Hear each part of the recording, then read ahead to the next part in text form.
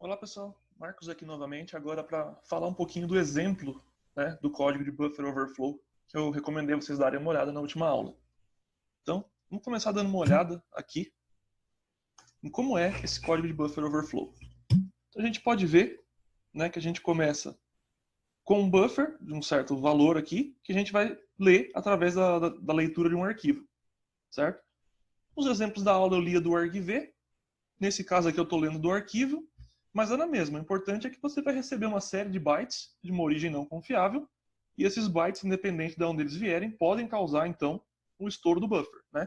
Então, por isso que é perigoso a gente abrir arquivos de uma origem desconhecida, seja lá que tipo de arquivo for, porque esse arquivo pode, na verdade, estourar um buffer e comprometer sua aplicação. Então, mesmo que você abra um MP3, um filme, alguma coisa que venha que você baixou da internet, eventualmente o conteúdo desse arquivo pode, quando ele for aberto pela aplicação, se ela estiver vulnerável, causar o estouro do buffer e eventualmente ser um exploit e explorar aquela aplicação, independente da aplicação que seja, né? Não necessariamente precisa ser um programa em linha de comando igual vocês veem aqui, pode ser qualquer tipo de aplicação, pode ser o WhatsApp. Você receber uma ligação em que, na verdade, o conteúdo da ligação foi uma série de bytes mal formados, igual a gente viu nas aulas anteriores, né?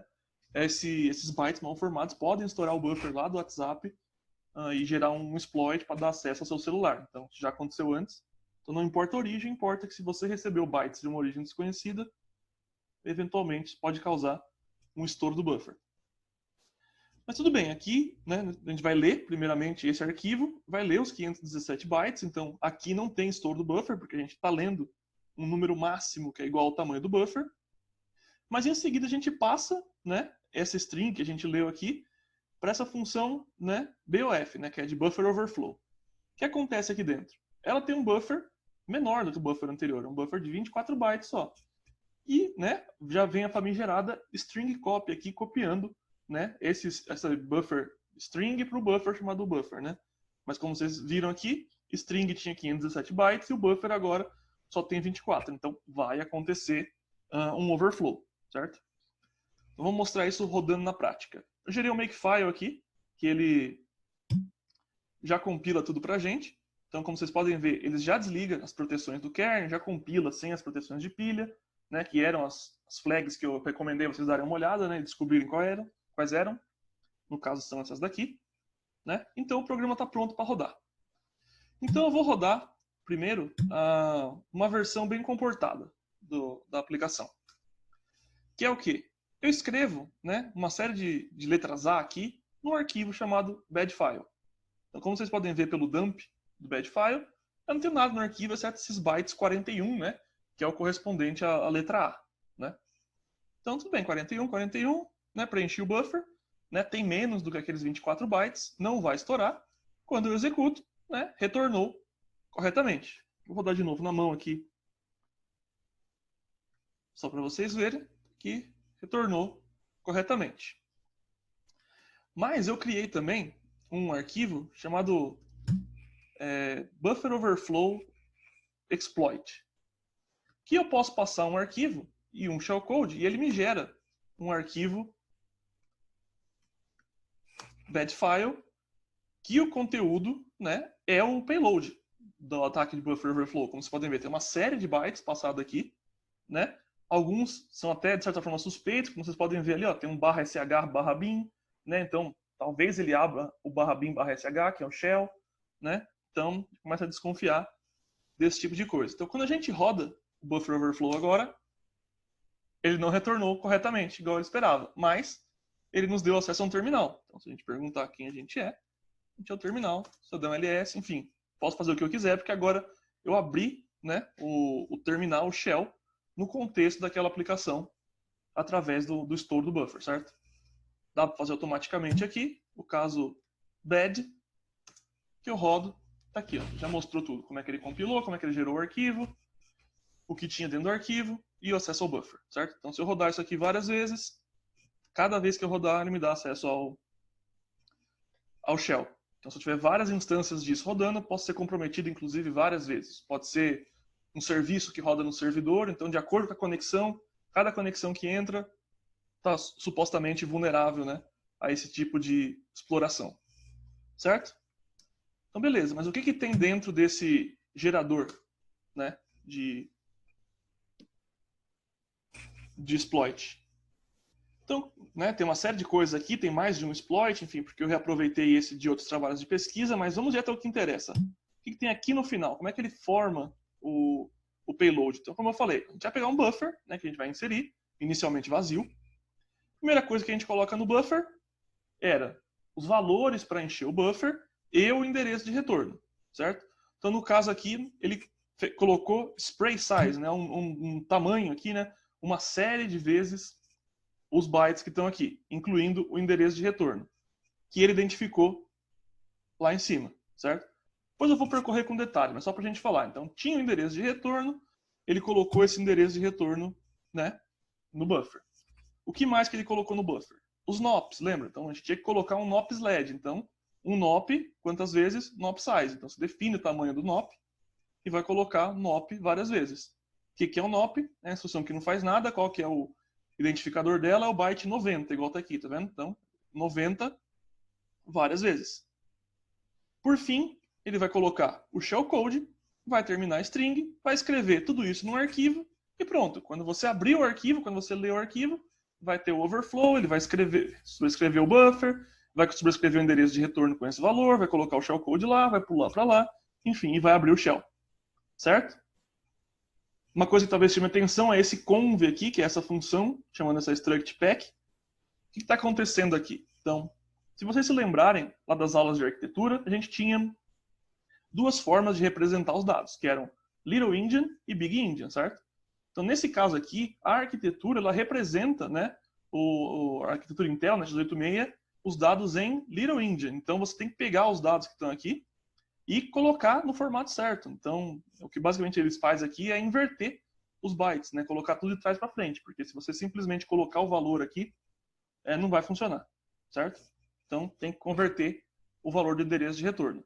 O NOP não faz diferença, porque é um byte só, o shellcode já estava convertido na hora que ele gerou. Então, finalizado o payload, é só executar, certo?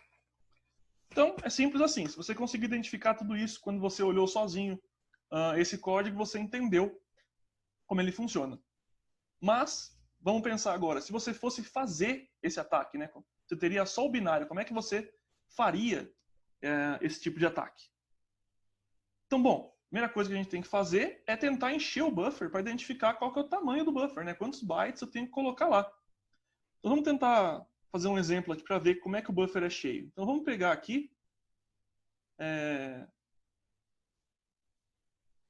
e rodar o seguinte comando. Então, eu vou pedir para o Python fazer o print para mim do byte A aqui várias vezes, 300 vezes. Então, ele vai imprimir um monte de byte A, certo? Do caractere A, forma de byte. E vou colocar aqui no bad file. Então, agora o meu input para o programa, bad file, vai ser, né, esse arquivo cheio de byte A. Como eu coloquei 300, claramente ele vai estourar aquele buffer lá de 24 bytes, certo? Então, legal. Então, vamos tentar rodar então no debugger para a gente ver o que acontece com esse arquivo, né? Quando a gente roda ele, né? Então, buffer overflow.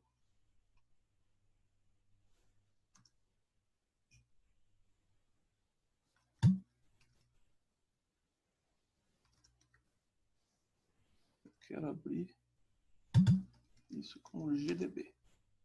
Pronto. Vou colocar um breakpoint na função que tem o buffer overflow, né?